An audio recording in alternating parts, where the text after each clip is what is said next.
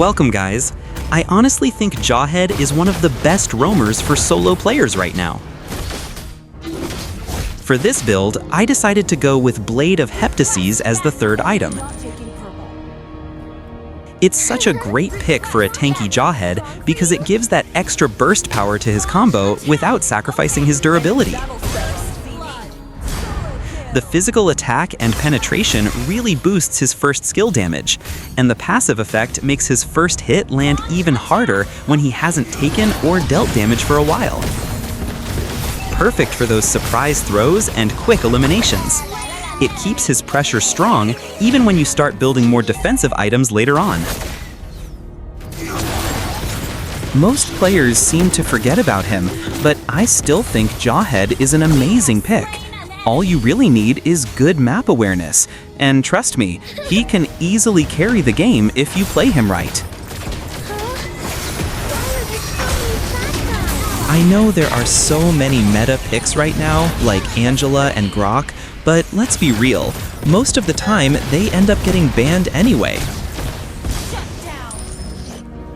And the thing about these meta picks is that they really depend on teamwork. So if you're playing solo, it's tough to control the game with a hero like Angela, since she relies so much on her teammates to perform well. The same goes for Grok. You really need to time your ultimate perfectly, and the thing is, he can't finish off enemies on his own that easily. That's why heroes like Jawhead, Khalid, and Baxia are amazing picks for solo rank. You can still carry the game while building them tanky, giving you both damage and durability to dominate the battlefield. Meanwhile, I'm playing solo rank, so my main focus is on how I control the game, making plays and taking down those squishy heroes all by myself. Let me know down in the comments, who's your main hero, and have you tried roaming this season or not? As you can see, in the early game, I was helping my teammates secure objectives so we could end the match quickly and keep the momentum on our side.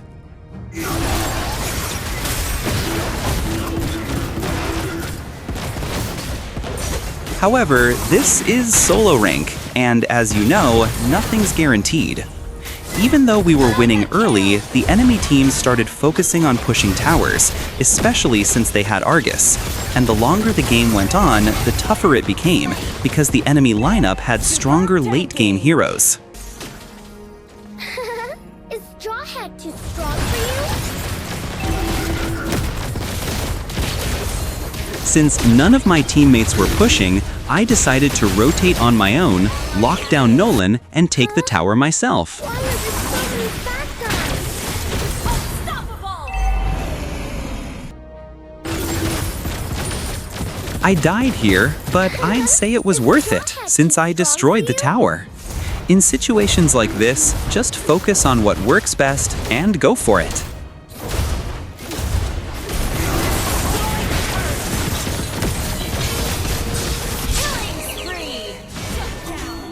This game lasted almost 30 minutes, even though if my teammates had just held their lanes and stayed alive, it could have been a 12-minute win. We had the early game advantage, but you know how solo rank is. Situations like this always happen.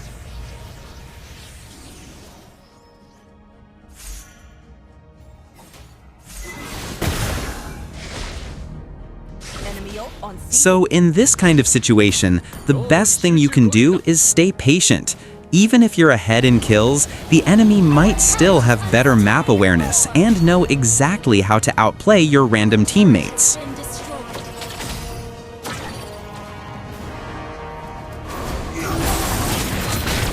Map awareness is super important. I think in this game, our mage Vexana actually did really well. Definitely better than that random trio of Yin, Brody, and Bedang. Sometimes it feels like bad players just team up just to make a solo player's day harder.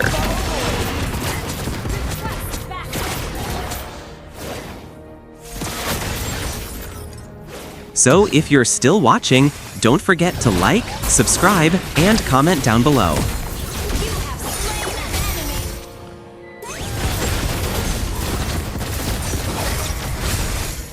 Now, one thing I love about Jawhead is that he's constantly active. You're never just sitting there waiting for cooldowns or farming aimlessly. You're always looking for opportunities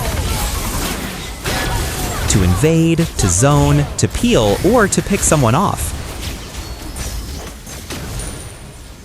His second skill, Smart Missiles, is perfect for both harassing in lane and finishing off escaping enemies.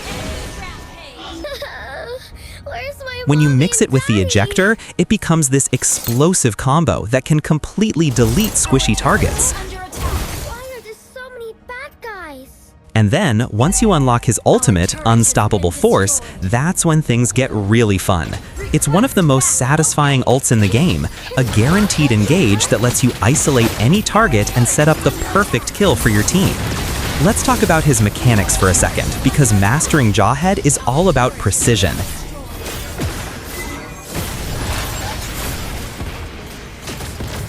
You need to practice microcontrol, knowing when to use ejector defensively versus offensively, and how to aim your throws. One of the most common mistakes new Jawhead players make is panic throwing the wrong target.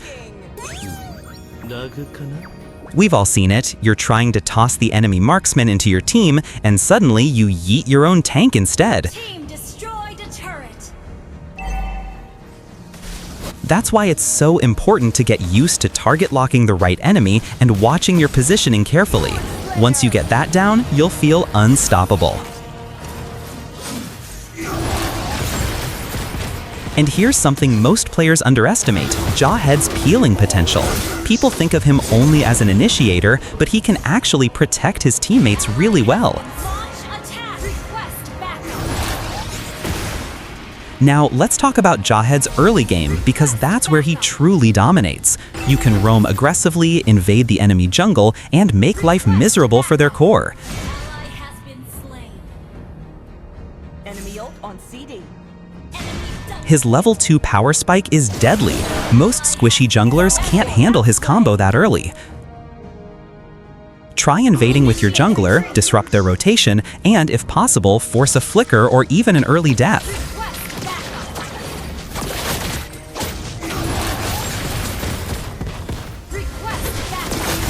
That small advantage can snowball the game in your favor. And once your team starts snowballing, it's all about keeping the pressure up. Jawhead get hurt?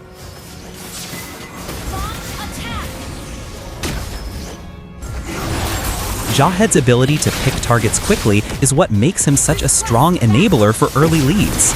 Mid-game is where your decision-making really gets tested. You can't just dive in blindly. Enemy battle spell on CD. You have to understand who the real threats are. Maybe it's the enemy marksman that's getting fed, or the mage with massive burst damage. Enemy lord. Your job is to find that key target, isolate them, and create a numbers advantage for your team. The moment you catch someone out of position, capitalize on it. Secure objectives like Turtle, push lanes, or set up vision for Lord. Initiate retreat. And then there's the late game, where Jawhead can still make plays, but it gets trickier. Enemies have more items, more survivability, and your damage starts to fall off compared to pure carries. Request backup. That's when you shift your focus into being more of a disruptor and protector. Use your ejector not to start fights, but to peel for your damage dealers.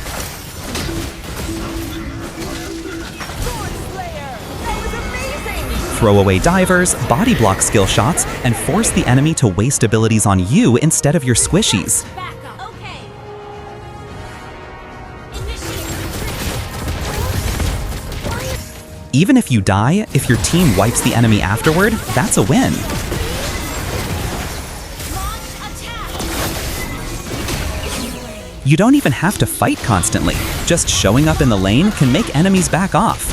That's control, and that's what makes Jawhead special. If you want to really master Jawhead, I'd say focus on 3 main things: Initiate retreat. map awareness, timing, and positioning. Always know where you can make an impact. Don't waste time in one lane if another is losing badly. Time your engages so your team can follow up, and position yourself to both start fights and escape if things go wrong.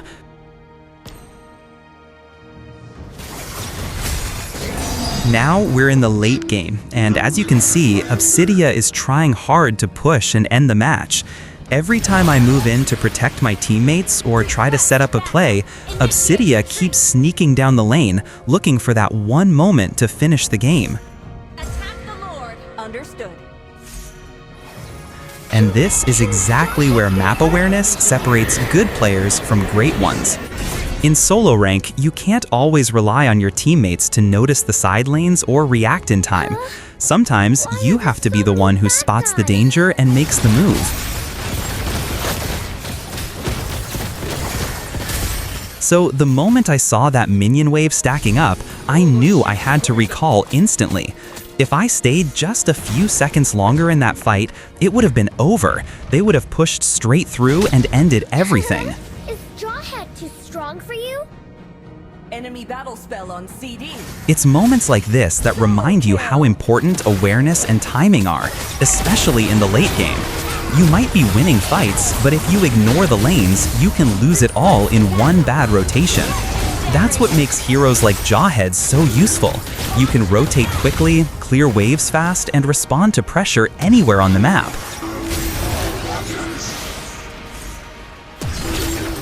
You're basically the safety net of your team.